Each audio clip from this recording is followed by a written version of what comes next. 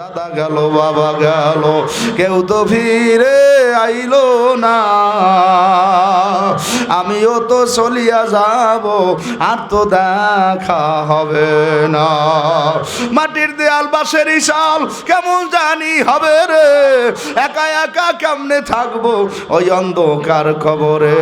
দাদা গেল বাবা গেল কেউ তো ফিরে এলো না, আমিও তো চলিয়া যাব আর তো দেখা হবে না। সার্বে হারায় লইয়া কাঁদে উঠাইয়া চারজনে, সাজাইয়া পরাইয়া নিবে বাড়ির নামায় গোরস্থানে।